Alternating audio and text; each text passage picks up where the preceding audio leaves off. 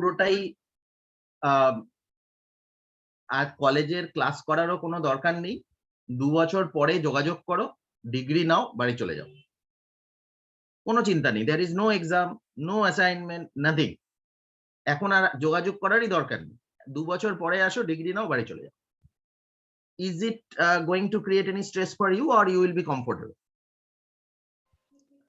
Sir এখানে দাঁড়িয়ে আমরা তো কিছু শিখতেই পারবো না, আমাদের পড়াটার তো কোনো মানেই হবে না। আজকে যদি আমি মনে করি তাহলে কোনো একটা কলেজ থেকে বা কোনো একটা জায়গা থেকে একটা সার্টিফিকেট আমি করে নিতেই পারবো যে আমি এমবিএ কমপ্লিট করেছি 2 বছরের।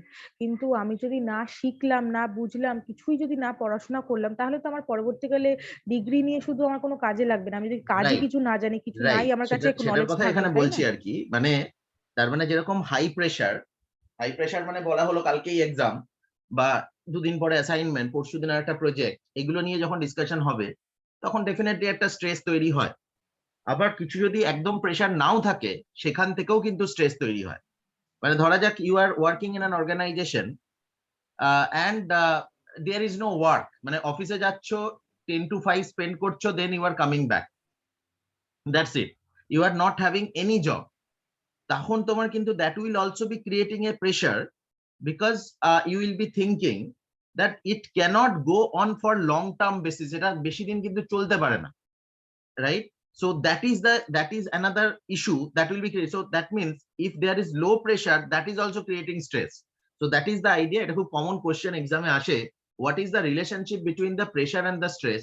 তাহলে আমাকে বলতে হবে there is a optimum amount of pressure that is required in life. একটা অপটিমাম প্রেশার দরকার, কিন্তু সেই অপটিমাম প্রেশারে যদি বেশি হয়ে যায়, হাই প্রেশার হয়ে যায়, that will be creating stress. তার থেকে যদি অপটিমাম প্রেশারের নিচে চলে আসে, দ্যাট ইজ লো প্রেশার হয়ে যায়, that will also be creating stress. এবার স্ট্রেস আমরা বুঝবো কি করে? Stress is a bodily reaction, how our body is reacting to a particular situation. যেরকম দেখবে তোমরা যখন স্কুল লাইফে বা কলেজ লাইফে, all of you have probably have experienced during the examination hall, মানে in the examination hall just before the examination, maximum ছেলেমেয়েরই তুমি দেখবে যে হাতটা প্রচন্ড ঠান্ডা হয়ে যাচ্ছে বা ঘেমে যাচ্ছে। এটা কেন হয়? It is because of the stressful situation, and one of the reaction of the body to the stressful situation is sweating. এবং সেই সোয়েটিং, ফার্স্ট সোয়েটিং যেটা হয় শরীরের মধ্যে, সেটা হাতের তালুতে হয়, ওকে, হাতের পাতায় হয়। তো সেখান থেকে ওই সোয়েটিংটা শুরু হয় এবং সেই কারণেই হাতটা ঠান্ডা হয়ে যায়। তো সেটাই হচ্ছে bodily reaction, that is the effect of the stress. So stress is a normal reaction the body has when changes occur. It can respond to these changes physically, mentally and emotionally. তিনটে ভাবেই কিন্তু response হয়। Physically যেরকম হলো যে সেখানে ঘাম হচ্ছে, সোয়েটিং হচ্ছে, মেন্টালি হচ্ছে যে you are getting nervous, and ইমোশনালিও সেটা একটা রিফ্লেক্ট করে। Stress is the body's reaction to any changes that require an adjustment to response. যখনই কোনো অ্যাডজাস্টমেন্ট করার প্রয়োজনীয়তা, যেটা নিয়ে আমরা হ্যাবিচুয়েটেড, নর্মাল, তখন আমার কিন্তু স্ট্রেস হচ্ছে না। যখনই আমার নর্মাল যে আমরা যে সিচুয়েশনটার উপর হ্যাবিচুয়েটেড, তার থেকে কিছু চেঞ্জেস আসছে, where there is a requirement of adjustment, সেই সময় আমার স্ট্রেস লেভেলটা তৈরি হয়। The body reacts to this changes with physical, mental and the emotional responses. So stress is a normal part of life. So you can experience stress from your environment, your body, your thoughts, anything. So even positive life changes like the promotion or the birth of a child can produce stress. এটা নয় যে সবসময় negative থিংসই আমাদের মধ্যে stress তৈরি করে, positive থিংসও কিন্তু আমাদের মধ্যে স্ট্রেস তৈরি করে। যেরকম আমার প্রমোশন হলে you are excited, you are getting, I mean you are feeling good, but সেখান থেকেও একটা স্ট্রেস লেভেল তোমার তৈরি হচ্ছে যে হ্যাঁ আমার প্রমোশন হলো, সেখান থেকে কিন্তু আমার রেসপন্সিবিলিটিও বাড়ছে, ঠিক আছে, তাহলে আমাকে এত কিছু নতুন রেসপন্সিবিলিটি নিয়ে কাজ করতে হবে। তো এটাও কিন্তু একটা স্ট্রেস। বা আমাকে আমি যখন ম্যানেজার হয়ে যাচ্ছি, আমার একটা আলাদা সোশ্যাল স্ট্যাটাস মেনটেন করতে হবে। মানে এই কথাটা তোমায় ভাবতে, আরে আমি তো ম্যানেজার হয়ে গেলাম, আমি তো এতদিনে বাইক নিয়ে অফিসে আসতাম, আর আমাদের সমস্ত ম্যানেজাররা 4 হুইলার নিয়ে আসে, তাহলে আমাকে যদি ওর সাথে ম্যাচ করে চলতে হয়, আমাকে একটা 4 হুইলার যেতে, মানে এটা একটা স্ট্রেস তৈরি করে দিল তোমার উপর, ঠিক আছে। তো এই যে জায়গাটা, এটাকেই বলা হচ্ছে stress is a normal part of life, and even positive life changes can also create stress. সবসময় যে নেগেটিভ লাইফ চেঞ্জেস ক্রিয়েট করে সেটা নয়। এবার আমরা স্ট্রেসটা বুঝবো কি করে, যে আমরা আন্ডার স্ট্রেস আছি, কমন সিমটম কি কি? এগুলো হচ্ছে খুব common symptom, like the headache, low energy, muscle pain, stomach ache, একটা মানে স্টমাক রিলেটেড ইস্যুস ম্যাক্সিমাম ক্ষেত্রে কিন্তু ম্যাক্সিমাম একটা মেজরিটি অফ দ্য কেসেসে হয় স্ট্রেসের জন্য। ওকে, ইনসমনিয়া মানে ঘুম না হওয়া, ইনক্রিজ ব্রিদিং, হার্ট রেটটা বেড়ে যায়, পালস রেট বেড়ে যায়। ওকে, গ্রাইন্ডিং টিথ, এটা অবশ্য ছোটদের বেশি হয় আর কি। Okay, and increased heart rate. So these are the basic symptom, মানে এইগুলো দেখলে, এটা অনেক মেডিকেল কারণও থাকতে পারে, শারীরিক অসুস্থতার জন্য এই সমস্ত সিমটম দেখা যেতে পারে, বাট এগুলো কিন্তু স্ট্রেসের জন্যও হয়। অনেক ক্ষেত্রে দেখবে এই ধরনের জন্য আমরা যখন সিমটম নিয়ে যাই ডাক্তার, মানে বেসিক কিছু পরীক্ষা করার পরে, আপনি কি খুব বেশি চিন্তা করেন, কিছু স্ট্রেস লেভেল কি বেশি আছে, কোনো কিছু নিয়ে খুব বেশি চিন্তা করছেন, তার মানে এটা বুঝতে হবে যে তোমার কিন্তু বডিলি কোনো রিয়াকশন মানে প্যাথোলজিক্যাল কন্ডিশনের জন্য কিছু হচ্ছে না, মানে হেলথ রিলেটেড কোনো ইস্যুস নেই, পুরোটাই মেন্টাল ইস্যুস, এবং সেই জন্য এই সিমটম গুলো তৈরি হচ্ছে। So these are the basic symptom. সুতরাং এগুলো যদি দেখা যায় কারোর মধ্যে থাকে, তাহলে বুঝতে হবে one of the reason can B A stress, মানে সবসময় শুধুমাত্র স্ট্রেসের জন্যই হচ্ছে এটা নয়, কিন্তু হতে পারে। Okay, there are chances.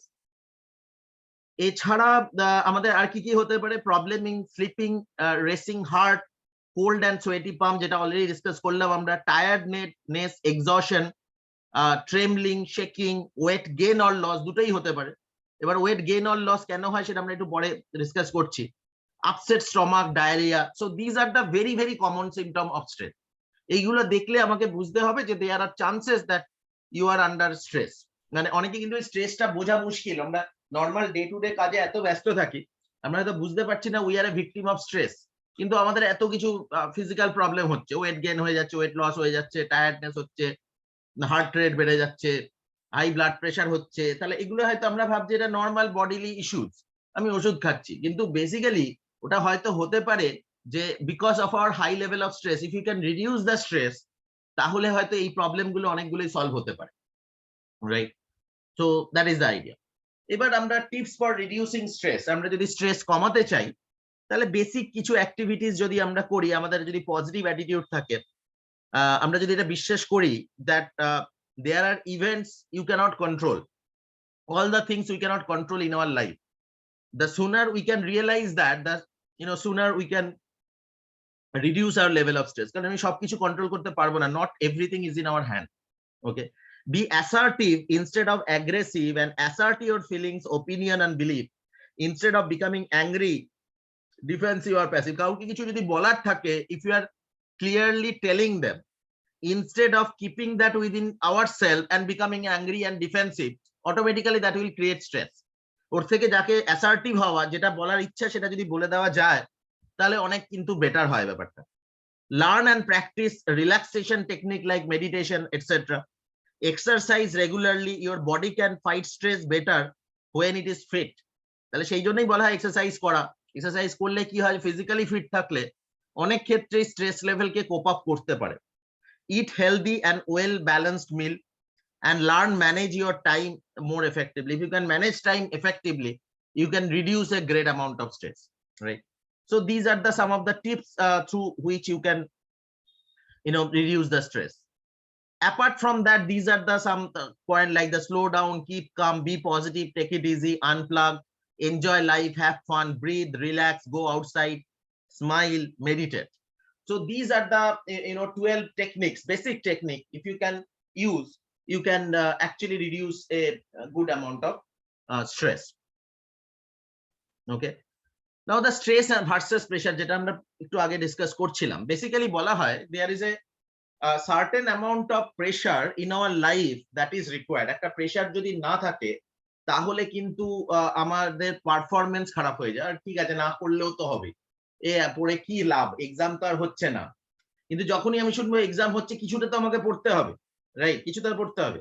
আচ্ছা, এই এক্সামের কথাটা বললাম বলে আমি একটুখানি বলে নিই। Probably all of you have given your internal exam, right? Internal এক্সামটা দিয়েছিলে তো এই পেপারের, অভি? হ্যাঁ স্যার, দিয়েছি। রাইট। তো ওখানে যেটা আমি দেখলাম, যেটা একটা টেন্ডেন্সি রয়েছে, আমি মানে অ্যান্সার পড়লে তো বোঝা যায়, এটা কিন্তু ম্যাক্সিমামের একটা টেন্ডেন্সি রয়েছে, যে সেটা হচ্ছে, আমার যতদূর মনে হচ্ছে, ওই কোশ্চেনটা দেখে গুগলে টাইপ করে যে অ্যান্সারটা প্রথমে আসছে সেই অ্যান্সারটা লেখা। আমি সবার ক্ষেত্রে বলছি না, কিন্তু অনেকের ক্ষেত্রে ব্যাপারটা হয়েছে, এবং সেটা করার জন্য যেটা হয়েছে সেটা কিন্তু অনেক ক্ষেত্রে অনেক অ্যান্সার একদম ভুল, মানে ধারে কাছে আসেনি। মানে এটা বলা হচ্ছে যেমন ভ্যালেন্স কাকে বলে, ভ্যালেন্সের অ্যান্সার এসছে এটা একটা ক্যানোপি, মানে একটা স্টিলের পরিকাঠামো। মানে এটা তো এক্সপেক্ট করা যায় না ভ্যালেন্সের, ঠিক আছে হতে পারে যে মোটিভেশনের একটা টেকনিক, কিন্তু এটা ভুল ডেফিনেশন হলো। কিন্তু যদি বলা হয় ওটা একটা টেন্ট বা তাবু যেটা নিয়ে মানে যেখানে লোকজন বসবাস করে, সেটা তো হয় না না কখনো, মানে এটা খুব প্রবলেম হয়ে যাচ্ছে কিন্তু। তার মানে এখানে অনেক, তারপরে আরেকটা কোশ্চেন ছিল স্পিল ওভার এফেক্ট। এবার স্পিল ওভার এফেক্টের যদি কেউ গুগলে সার্চ করে প্রথম অ্যান্সার যেটা আসে সেটা হচ্ছে ইকোনমিক্স এর পয়েন্ট অফ ভিউ থেকে একটা কনসেপ্ট হয় স্পিল ওভার এফেক্ট, সেই অ্যান্সারটাই প্রথমে আসে যদি স্পিল ওভার এফেক্ট দিয়ে সার্চ করা হয়। মেজরিটি অফ দ্য কেসেসে কিন্তু সেই অ্যান্সারটাই দেওয়া হয়েছে যে ইকোনমিক্স এর ভাষায় স্পিল ওভার এফেক্ট কাকে বলে, কিন্তু আমরা এখানে স্পিল ওভার এফেক্ট কাকে বলে কিন্তু অর্গানাইজেশনাল বিহেভিয়ারের ভাষায় আমরা জানতে চেয়েছিলাম। তো এই একটা প্রবলেম কিন্তু হচ্ছে, রাইট? তো সেইটা ওভারকাম করতে গেলে একটাই উপায় হচ্ছে আমাদের যে পিপিটি গুলো দেওয়া হয়েছে সেগুলো একটু ভালো করে পড়তে হবে। সেখানে যদি কোনো ডাউট কোনো কনফিউশন থাকে, এই মানে আমাদের একটা অসুবিধা হচ্ছে কি আমাদের যেহেতু সপ্তাহে একটাই ক্লাস এবং সেটা বিভিন্ন কারণে অনেক ক্ষেত্রে মিস হয়ে যায়। তো সেক্ষেত্রে আমাদের যেটা করতে হবে সেহেতু হচ্ছে ওই পিপিটি গুলো যেগুলো দেওয়া আছে একটু ভালো করে দেখা, যেখানে যেখানে প্রবলেম সেটা একটু নিজেদের আইডেন্টিফাই করা যে আমি এই জায়গাটা বুঝতে পারছি না বা কিছু, ইমিডিয়েটলি আমাকে হোয়াটসঅ্যাপে বা সুচিত্রা ম্যামকেও জানাতে পারো যে আমাদের এরকম কয়েকটা জায়গা হয়েছে, আমরা একটা সেশন চাইছি, ঠিক আছে? তাহলে যে কোনো দিন মানে any day evening A after 7 PM I always free. তো আমরা যে কোনো দিনই আমরা করতে পারি, সপ্তাহে 6 দিনই করতে পারি, কোনো অসুবিধা নেই সেটা। তা কিন্তু সেটা করতে হবে, কিন্তু না হলে ব্যাপারটা কি দাঁড়াচ্ছে আমাদের যদি নলেজ লেভেলটা এরকম জায়গায় থেকে যায় যে ব্যালেন্স মানে হচ্ছে কেন কি বা এরকম, তাহলে কিন্তু সেটা খুব খারাপ হচ্ছে, ঠিক আছে? তো এই জিনিসটা আমাকে খেয়াল রাখতে হবে আর কি, ঠিক আছে? তো সেই জন্য একটু দেখা, কারণ কাছাকাছি ভুল হলে ঠিক আছে, মানে এটা একটা মোটিভেশনাল টেকনিক, আমি ব্রুমস এর থিওরির বদলে আমি ম্যাজলো লিখে ফেললাম, তো ঠিক আছে, মানে ব্রুমস এটা মানে ভ্যালেন্সটা হচ্ছে ম্যাজলোর থিওরি, এটা কেউ বলে ফেললো ব্রুমস এর বদলে, দ্যাট ইজ অ্যাকসেপ্টেবল। তার মানে এটা মোটিভেশন থিওরি, এটা অ্যাটলিস্ট আমি আইডেন্টিফাই করতে পারছি, কিন্তু আমি যদি বলি ওটাকে একটা স্টিলের পরিকাঠামো তাহলে কিন্তু ব্যাপারটা খুব খারাপ, ঠিক আছে?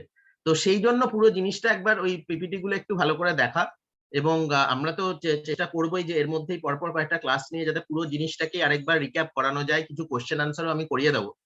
কিন্তু এটা নলেজ, আমরা বলছি না এক্সাম পারপাসের জন্য, এক্সাম আলটিমেটলি এগুলো ইন্টারনাল এক্সাম আছে, ইয়ে রয়েছে, সবগুলো মিলিয়ে passing the examination is not an issue, you'll be pass the examination, that is not a big problem is the knowledge, মানে you have to develop the knowledge because whenever you will be the interacting someone, মানে তুমি অন্য কারোর সাথে কথা বলছো, অন্য কোনো কলেজের স্টুডেন্ট বা পাস আউট হয়েছে এমবিএ পড়ছে, এটা পড়ানো হয়েছে এটা, এবার সেক্ষেত্রে যদি এরকম অ্যান্সার আসে that will look bad for you, bad for the university also, right? তো সেই জন্য একটু ভালো করে দেখা আর, ঠিক আছে? তো ওইটা একটু আমি যে কটা ইন্টারনালে কোশ্চেন পেপার ছিল সেটা আমি একবার ডিসকাস করে দেবো, ওটার অ্যাকচুয়াল অ্যান্সার কি হওয়া উচিত। কিছু কিছু ক্ষেত্রে আমি সবই ভুল হয়েছে তা নয়, কিছু কিছু ক্ষেত্রে এরকম একটু অ্যাবসার্ড টাইপ ভুল হয়েছে, ঠিক আছে? অ্যাবসার্ড টাইপ মানে যেগুলো ধারে কাছে অ্যান্সার নেই আর। সো এনিওয়ে, যেটা আমরা আলোচনা করছিলাম এখানে আমরা এগুলো কবে পাবো, আমরা মানে কত নাম্বার কি পেয়েছি না পেয়েছি ওগুলো কবে পাবো? ওটা দিয়ে দেওয়া হয়েছে, ওটা বোধহয় ওরা একসাথে অ্যাকুমুলেট করছে তো সমস্ত মার্কস গুলো, তারপর দেবে। ও আচ্ছা, মানে ওটা তো ইন্ডিভিজুয়ালি দেওয়া হবে না, মানে সব সাবজেক্টের আমার পেপারে আমি দিয়ে দিয়েছি জমা, এবার বাকিগুলো সব একসাথে হয়ে তারপরে হয়তো জমা করব। আচ্ছা, সেকেন্ড ইন্টারনালটা কি এই মাসেই হবে? হ্যাঁ এই মাসেই হবে মোস্ট প্রবাবলি। আচ্ছা আচ্ছা, ঠিক আছে। ওকে, এনিওয়ে, তারপরে স্ট্রেস ভার্সাস প্রেসার আমরা যেটা বলছিলাম যে there are a minimum or optimum amount of pressure that is required to perform, যেটা বললাম যে আমাদের ওই এক্সামিনেশন আছে আমাদের পড়তে হবে, কিন্তু আমরা যদি ওই ভাবলাম যে না ঠিক আছে এক্সামিনেশন তো কবে হবে কোনো ঠিক নেই, বা আদৌ হবে কিনা, তো দরকার নেই এখন পড়তে হবে না, কিন্তু ওই জায়গাটা যদি একটা মিনিমাম অ্যামাউন্ট অফ প্রেসার থাকে তাহলে আমাদের পারফরমেন্স বাড়ে। সেটার কথাই এই গ্রাফটার মাধ্যমে দেখানো হয়েছে, ইফ ইউ ক্যান চেক। এই যে দেখো যে প্রেসার, যেটা এক্স অ্যাক্সিসে আছে প্রেসার, ওয়াই অ্যাক্সিসে আছে হচ্ছে পারফরমেন্স। এইভাবে যেভাবে এই যে লো, মিডিয়াম, হাই, ভেরি হাই, এইভাবে যখন প্রেসার বাড়ছে এখানে দেখো কিন্তু পারফরমেন্স বাড়ছে, মানে প্রেসার বাড়লে কিন্তু পারফরমেন্স বাড়ে, কিন্তু একটা লিমিট আছে, একটা সার্টেন লিমিট অবধি পারফরমেন্স কিন্তু ইমপ্রুভ করবে। দেখা যাক লো, মডারেট, হাই, এই হাই প্রেসার অবধি কিন্তু দেখো পারফরমেন্স কন্টিনিউয়াসলি ইমপ্রুভ করছে, এই যে গ্রিন লেভেলটা অবধি এই অপটিমাম পারফরমেন্সে চলে যাচ্ছে। এর পরে যদি ফার্দার আরো প্রেসার বাড়ে, মানে হাই এর পরে যদি আরো প্রেসার বাড়তে থাকছে, ভেরি হাই এর দিকে চলে যাচ্ছে, তখন কিন্তু আর কিন্তু এটাকে বলা হচ্ছে ব্রেকডাউন হয়ে যায়, মানে এর পরে আর হিউম্যান বিং কিন্তু এই প্রেশারটা নিতে পারে না। একটা সার্টেন অ্যামাউন্ট অব্দি তারা নিতে পারে, কিন্তু ওই সার্টেন অ্যামাউন্টের পরে কিন্তু there would be a breakdown. মানে ওখান থেকে মানে এইটাই being a manager we need to understand how much pressure an individual employee can cope up with, কতটা প্রেশার সে নিতে পারে। ধরা যাক আমরা আমরা আমরা যে সেলস ম্যানেজার বা মার্কেটিং ম্যানেজার, আমার আন্ডারে 4-5 এক্সিকিউটিভ আছে। তার মধ্যে ধরা যাক একজন এক্সিকিউটিভের পারফরমেন্স খুব ভালো। ধরা যাক আমরা এই নামগুলো দিয়ে যদি আমরা বলি, Arnab is one of the best performer, সবসময় 100% টার্গেট অ্যাচিভ করে। ঠিক আছে, ওকে আমি কলকাতায় রেখেছিলাম এবং কলকাতাতে ওর পুরো 100% টার্গেট, আমি যত ভলিউম বা ভ্যালুর টার্গেট দিই Arnab able to get it. Okay, ওর পাওয়ার কোনো অসুবিধাই হয় না। কিন্তু আমি দেখলাম যে সে ফর এক্সাম্পল বর্ধমানে টার্গেটটা ভালো অ্যাচিভ হচ্ছে না, মানে ম্যাক্সিমাম 40% 50% এর বেশি অ্যাচিভ হচ্ছে না।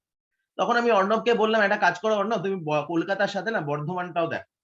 ঠিক আছে, তুমি সপ্তাহে 3 দিন কলকাতায় থাকো, 3 দিন বর্ধমানে থাকো, তুমি বর্ধমানটা তোমাকে দেখতে হবে।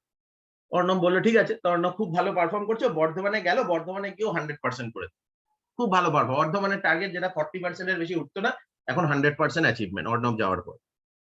এবার দেখলাম খুব ভালো করছে। এবার দেখলাম দুর্গাপুরে আমার 60% এর বেশি পারফরমেন্স হচ্ছে। আমি তখন কি করলাম, অনেকে বলে দেখো তুমি বর্ধমান তো যাচ্ছ, বর্ধমান থেকে দুর্গাপুর আর কতক্ষণ, 1 ঘন্টার রাস্তা।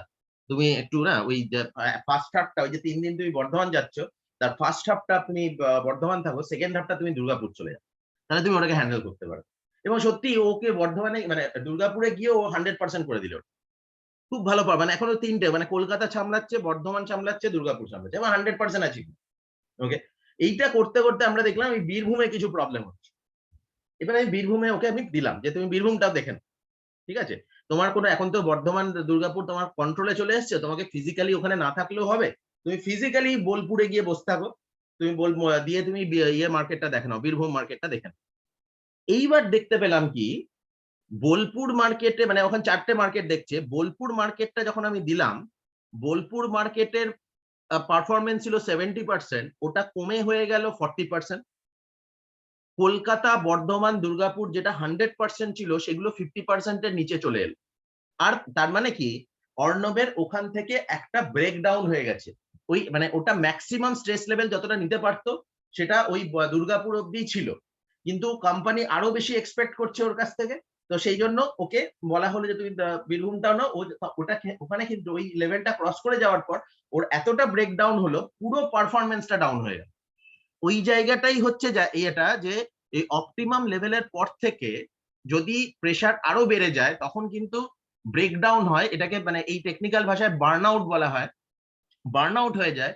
তার ফলে ওর ওভারঅল শুধুমাত্র বোলপুর খারাপ হলো তা নয়, পুরো পারফরমেন্সটা খারাপ হয়ে গেল। তো এই জায়গাটাই হচ্ছে মানে আপ টু যতক্ষণ যতটা প্রেসার দিলে একজনের পারফরমেন্স খুব ভালো হয়, সেটাকে বলা হয় ইউ স্ট্রেস বা পজিটিভ স্ট্রেস। আর তার সেই লেভেলটা ক্রস করে গেলে যেটা হয়, সেটাকে বলা হয় ডিস্ট্রেস। ডিস্ট্রেস মানে হচ্ছে you are totally burn out and your performance is drastically down.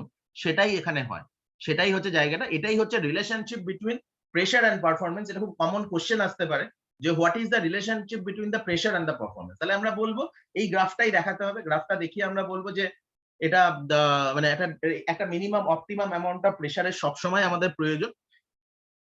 Up to optimum level অব্দি গেলে তার পারফরমেন্সটা ফার্দার ইমপ্রুভ হয়, বাট সেটা ক্রস করে গেলে কিন্তু ডিস্ট্রেস হয়ে যায়, right? So that is the fundamental concept of the relationship between the stress and the pressure, right?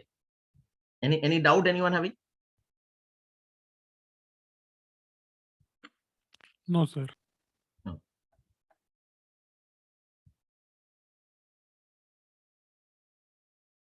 Okay. Now causes of stress, এবার দুটো ভাগে ভাগ করছি আমরা, personal factors and organisational factors. Personal factors কি? একটা হচ্ছে টাইপ এ পার্সোনালিটি। আমরা যখন পার্সোনালিটির ক্লাস করেছিলাম, if you can remember that পার্সোনালিটির মধ্যে টাইপ এ পার্সোনালিটি, যেহেতু তারা, ইফ ইউ ক্যান রিমেম্বার, আমরা পড়েছিলাম যে they are always running after time, সময়ের আগে চলার চেষ্টা করে। They are very much aggressive in nature, they are very much competitive in nature, they always want to win. এই ধরনের ক্যারেক্টারিস্টিক্স গুলোর জন্য কি হয়, তাদের লেভেল অফ স্ট্রেস লেভেল খুব বেশি হয়। সুতরাং এটা দেখা গেছে যাদের টাইপে পার্সোনালিটি হয়, সুতরাং পার্সোনালিটির ওপরও কিন্তু প্রেশার নির্ভর করে। বা স্ট্রেস নির্ভর করে। সুতরাং কারোর যদি টাইপ এ পার্সোনালিটি হয় অটোমেটিক্যালি তাদের স্ট্রেস লেভেল বেশি হয়।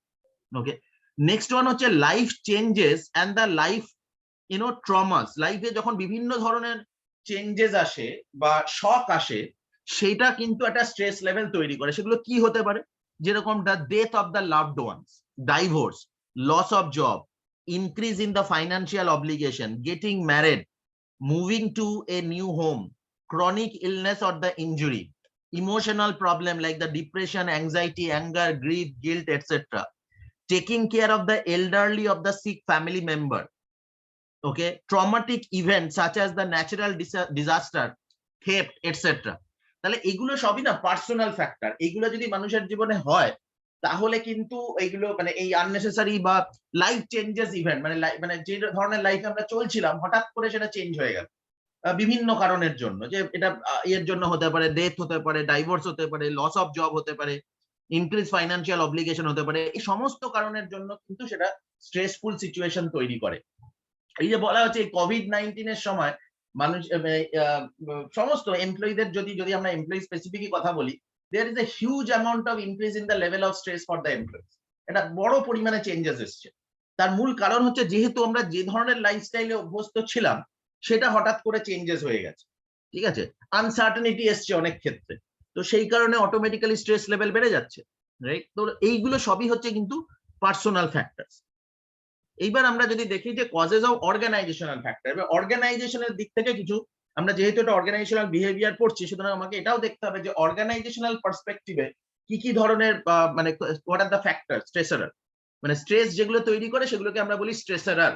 তাহলে অর্গানাইজেশনাল স্ট্রেসারার কি কি? Number one, task demand. যে তুমি যে কাজটা করছো সেটা ডিমান্ড বাড়ছে। একটু আগে সাগরিকা বলছিল যে হঠাৎ করে আমাকে আজকে 15 তারিখ বলা হলো যে 5 লাখ টাকার টার্গেট ফুলফিল করতে হবে। তাহলে এই যে জায়গাটা, এই যে টাস্কের যে ডিমান্ডটা আসলো, that is creating a stress. Role demand, আমি যে রোলটা প্লে করছি তার যে ডিমান্ড, ধরো এই কোভিড-19 সিচুয়েশনে যারা ফ্রন্ট লাইনার তাদের রোলটা হঠাৎ করে প্রচন্ড পরিমাণে ডিমান্ডে এসে গেছে। সেটা ডাক্তার, নার্স, পুলিশ যেই হোক, যারা ফ্রন্ট লাইনার আছে তাদের যে রোলের যে ডিমান্ডটা হঠাৎ করে চেঞ্জেস এসছে। ঠিক আছে, তার জন্য কিন্তু অনেকেই খুব মানে এটা কিছু ঘটনা আমাদের ডাইরেক্ট মিডিয়াতে এসছে, অনেক ঘটনা মিডিয়াতে আসেনি। এরকম প্রচুর ঘটনা ঘটেছে যে মানে স্ট্রেসের ফলে ব্রেকডাউন হয়ে গেছে অনেক ডক্টরসদের, যেহেতু যে আওয়ার্স অফ সার্ভিস তাদেরকে দিতে হয়েছে এই কোভিড এর সময়, স্পেসিফিক্যালি কোভিড-1 or 2 সময় আর কি। হয়তো সেরকম ঘটনা আবার কোভিড-3তেও হতে পারে। তো সেক্ষেত্রে দেখা গেছে যে তাদের নার্ভাস ব্রেকডাউন হচ্ছে, অ্যাংজাইটি অ্যাটাক চলে আসছে, রাইট? তো সেইটাকে বলা হচ্ছে এই যে রোলের যে ডিমান্ড তার উপর ডিমান্ড। মানে আমরা আজকে যখন কোভিড-19 লকডাউন হচ্ছে বা এরকম, আমরা যারা অন্যান্য মানে নন ফ্রন্ট লাইনার যারা আর কি, তারা ভাবছে ঠিক আছে আমরা ওয়ার্কিং ফ্রম হোম করছি, কোথাও বেরোচ্ছি না, যাবো না, এরকম চিন্তা ভাবনা আছে। হ্যাঁ, এখানে অনেক লোকজন আছে তারা হয়তো ইররেসপন্সিবল এর মতো বাইরে ঘুরছে, মাস্ক পরছে না, that's a different issue. But যারা সচেতন, যারা নিজেকে সচেতন করে, তারা হয়তো হ্যাঁ বাড়িতেই থাকছে, যেতে বেরোচ্ছে না। কিন্তু যারা ফ্রন্ট লাইনার তাদের তো কোনো উপায় নেই, তারা তো বলতে পারবে না আমি হসপিটালে যাবো না। হসপিটালে আমরা এখন ভয় পাই যে না ঠিক আছে হসপিটালে গেলে প্রচুর ইনফেকশন, কিন্তু তারা তো বলতে পারবে না, they have to go, right? So that is the concept of the role demand.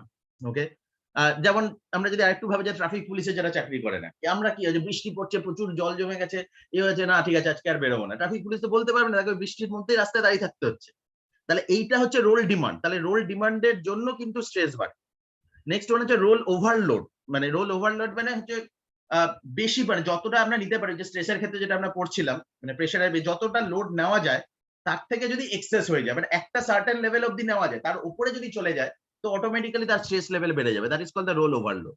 Underload, যেটা আমরা ডিসকাস, আন্ডারলোড মানে কোনো কাজই নেই। আমি জানি না how many of you are working with the IT companies. IT কোম্পানিজে একটা যে কনসেপ্ট রয়েছে যে বেঞ্চ ওয়ার্কার, বেঞ্চ ওয়ার্কারে কিন্তু ওরা একটা মেজর প্রবলেমে ভোগে, সেটা হচ্ছে রোল আন্ডারলোড, মানে তাদের কোনো কাজই নেই। সো এটা কিন্তু স্ট্রেস তৈরি করে, যে কারণ তারা জানে যে বেঞ্চে আমরা ম্যাক্সিমাম 3 মাস রাখবে, বা কোনো কোনো কোম্পানিতে 1.5 মাস রাখে, 45 ডেজ, তারপরে কিন্তু অটোমেটিক্যালি বার করে দেবে যদি কোনো প্রজেক্ট না থাকে। তার মানে সেই রোল আন্ডারলোডটাও কিন্তু সেটা আমাকে স্ট্রেস তৈরি করে। আমার হয়তো এখন ভালো লাগছে যে হ্যাঁ ঠিক আছে আমি অফিস যাচ্ছি, কোনো কাজ নেই, একটু ফেসবুক করছি, ইনস্টা করছি, বাড়ি চলে আসছি, ক্যান্টিনে খাওয়া দাওয়া করে বাড়ি চলে এলাম, কিন্তু এটা লং টার্মে চলতে পারে না। তো automatically that will be creating stress for you. Role conflict, whenever you are having different kind of role expectation from different people, অনেকের কাছ থেকে যখন এক্সপেকটেশন আসছে অনেক রকম, মানে একই সময়ে অনেকগুলো কাজ করতে হচ্ছে, এটা যদি হয় তখন that will be creating an issue. Right? That is called the role conflict. Physical demand means যখন তোমাকে ফিজিক্যালি খুব অ্যাক্টিভ থাকতে হচ্ছে, যেরকম এই ট্রাফিক পুলিশ বা ফ্রন্ট লাইনার যারা রয়েছে, যে তোমার ফিজিক্যাল ডিমান্ড কিন্তু প্রচুর, মানে you have to be physically fit, যে প্রচন্ড বৃষ্টি পড়ছে, ওর মাঝখানে দাঁড়িয়ে তোমাকে ট্রাফিক কন্ট্রোল করতে হচ্ছে, ঠিক আছে? তো এই ফিজিক্যাল ডিমান্ডটা খুব ইম্পর্টেন্ট। নেক্সট হচ্ছে কেরিয়ার ডেভেলপমেন্ট। অনেক কেরিয়ার আছে, তুমি ভালো করেই জানো, ওই পার্টিকুলার কেরিয়ারে তোমার কোনো গ্রোথ নেই, মানে ইউ ক্যানট গো এনিওয়্যার, মানে কোনো গ্রোথই নেই, এরপরে কোনো আর প্রমোশনই নেই। তাহলে এইটাকে তুমি জানো 100% ইউ আর যতই এফোর্ট দাও, যত কিছুই পারফর্ম করো, কিন্তু গ্রোথের কোনো চান্সই নেই। যদি এরকম কোনো পরিস্থিতি তৈরি হয়, তাহলে অটোমেটিক্যালি সেটা কিন্তু আমার একটা এফেক্ট ফেলবে, একটা মানে স্ট্রেস লেভেল তৈরি করবে। And of course organisational politics is one of the source of stress, যেটা তৈরি করে। আমরা অর্গানাইজেশনাল পলিটিক্স এর একটা আলাদা সেশন আমরা অ্যাটেন্ড করবো, অর্গানাইজেশনাল পলিটিক্স এর সিলেবাসের মধ্যে আছে, আলোচনা করবো। তো definitely organisational politics always act as a stressor, যেটা স্ট্রেস তৈরি করে। So these are the common organisational factors. আগের যেটা আমরা পড়লাম পার্সোনাল ফ্যাক্টরস, আর এটা হচ্ছে organisational factor, right? Any doubt anyone having? এই দুটো পয়েন্ট দেখুন, কোশ্চেন দেখো এখান থেকে কি কোশ্চেন আসতে পারে। What is stress? What is the relationship between the stress and the pressure? What are the symptoms of stress? What are the factors that create stress? তখন আমরা দুটো অ্যান্সার বলবো, একটা পার্সোনাল ফ্যাক্টর, একটা অর্গানাইজেশনাল ফ্যাক্টর। আবার short note এরকম ভাবে আসতে পারে, what are the organisational factors of stress. তখন আমাকে শুধু এই 8টা পয়েন্ট বলতে হবে, রাইট? তো any doubt anyone having any point? না স্যার। না স্যার। এটা খুব common, what are the common আমাদের ইয়ে হয় আর কি, যেটা আমরা অলরেডি ডিসকাস করলাম। Headache, depression, difficulty sleeping, rapid breathing, okay, heartburn আর দ্য হাই ব্লাড প্রেশার, এগুলো কমন সিমটম। সো এখান থেকে এই কটা জিনিস পড়লেই হবে।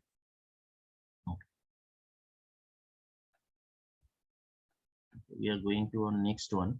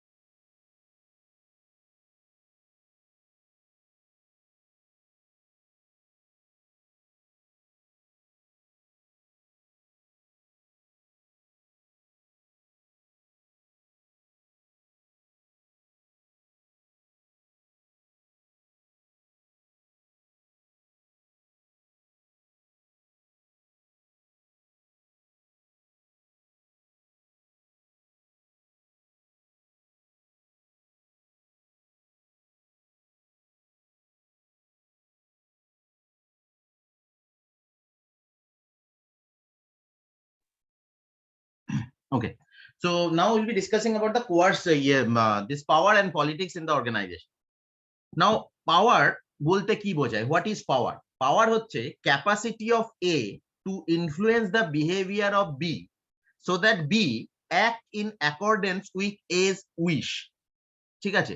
মানে আমি আমার পাওয়ার কতটা আছে সেটা আমি কিভাবে দেখাবো? মানে আমি যদি অন্যকে ইনফ্লুয়েন্স, যদি আমরা যদি এখানে একটা এক্সাম্পল ধরি যে অর্ণব হচ্ছে, আমি হচ্ছি এ এবং অর্ণব হচ্ছে বি, তাহলে অর্ণবকে আমি কতটা ইনফ্লুয়েন্স করতে পারি যাতে অর্ণব আমার কথা মতো কাজ করে অর্গানাইজেশন, এটাই হচ্ছে পাওয়ার। আমার কতটা অন্যকে ইনফ্লুয়েন্স করার দক্ষতা আছে, এটাই হচ্ছে পাওয়ার। এবার এই পাওয়ারটা বিভিন্ন সোর্স থেকে আসে। ওকে, কিরকম? নাম্বার ওয়ান হচ্ছে দু রকম আর কি, বেসিক্যালি ফর্মাল পাওয়ার, একটা হচ্ছে ইনফর্মাল পাওয়ার। নাম্বার ওয়ান হচ্ছে ফর্মাল পাওয়ার। ফর্মাল পাওয়ারের মধ্যে, ফর্মাল মানে আমি অর্গানাইজেশনের তরফ থেকে যে পাওয়ারটা পাই, আমি যে পজিশনটা হোল্ড করি, সেই পজিশনের জন্য আমার যে পাওয়ার, সেটাই হচ্ছে মানে ফর্মাল পজিশনের জন্য যে পাওয়ার, সেটাকে আমি বলছি formal power.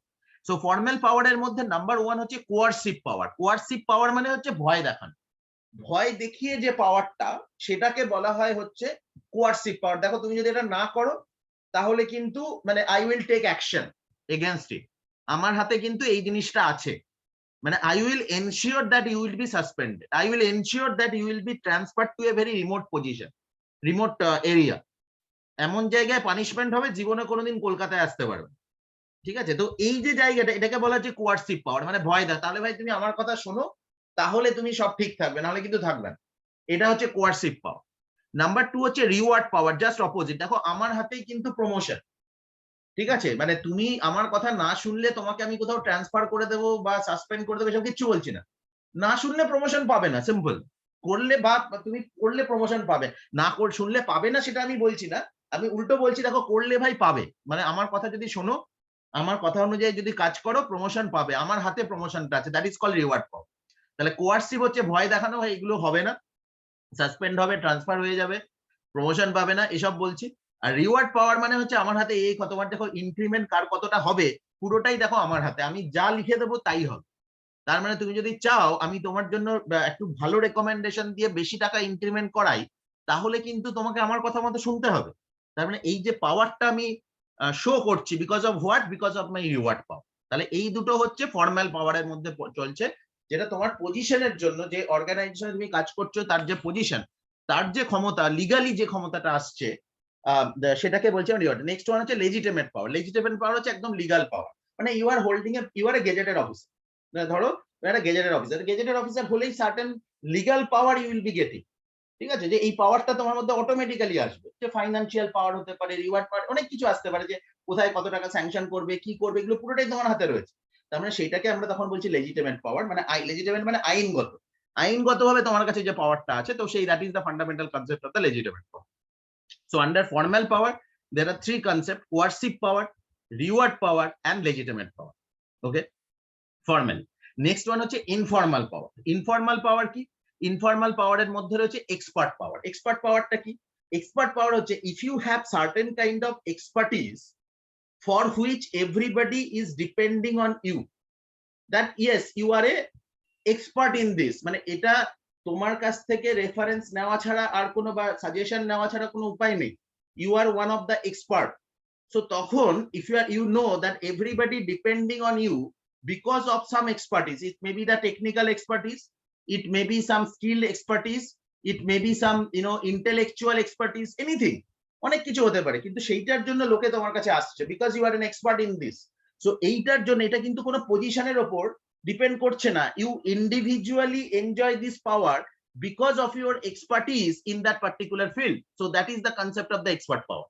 Okay, and next one is the referent power. Referent power means you don't have any power of your own, but you know somebody who is having the power and you are very much closely related to that person, right? Closely related to that person, that means, say for example, one of your very very close relative is one of the minister, and he is having a lot of power, powerful minister, and as people know that you are associated with that person, so you are enjoying that power. If people are coming to you, একটু ওনার সাথে দেখা করে দাও না, ওনার সাথে একটু appointment করে দাও না, ওনাকে বলে এটা করিয়ে দাও না, দ্যাট মিন্স এই যে পাওয়ারটা এনজয় করছো, that is called the referent power, that is called the informal power.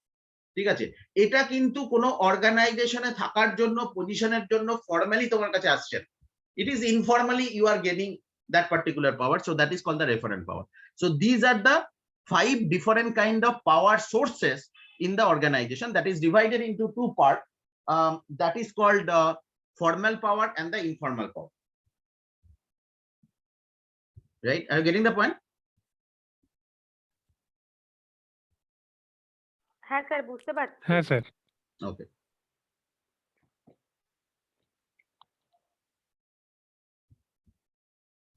Next one. Now the political behavior. Now how people behave politically in the organization. একজন পার্সন পলিটিক্যালি কেন behave করে organisation, তার কতগুলো factor আছে, সেই ফ্যাক্টরকেও আবার দুটো ভাগে ভাগ করা যায়, একটা হচ্ছে পার্সোনাল ফ্যাক্টর আর ইন্ডিভিজুয়াল ফ্যাক্টর, একটা হচ্ছে অর্গানাইজেশনাল ফ্যাক্টর। ইন্ডিভিজুয়াল ফ্যাক্টরের মধ্যে নাম্বার 1 হচ্ছে হাই সেলফ মনিটর। আমরা পার্সোনালিটির ক্লাসে এই পয়েন্টটা পড়েছিলাম, কারোর মনে আছে? হাই সেলফ মনিটর কথাটার অর্থ কি? What is high self monitor? মানে কেউ যদি হাই সেলফ, আচ্ছা এটা লগ আউট হয়ে গেলে প্লিজ রিলগ ইন। হ্যাঁ, এটা লগ আউট হয়ে যাবে এখনই, এটা আরেকবার লগ ইন করে নিন। স্যার আজকে কি আমাদের দুটো ক্লাস হবে নাকি 9টা অবধি কি ক্লাস হবে? হ্যাঁ, এই পিপিটিটা আমরা কমপ্লিট করবো আর যতক্ষণ লাগে। ও ওকে ওকে স্যার, ওকে ঠিক আছে। ওকে, তো high self monitor, anybody can remember?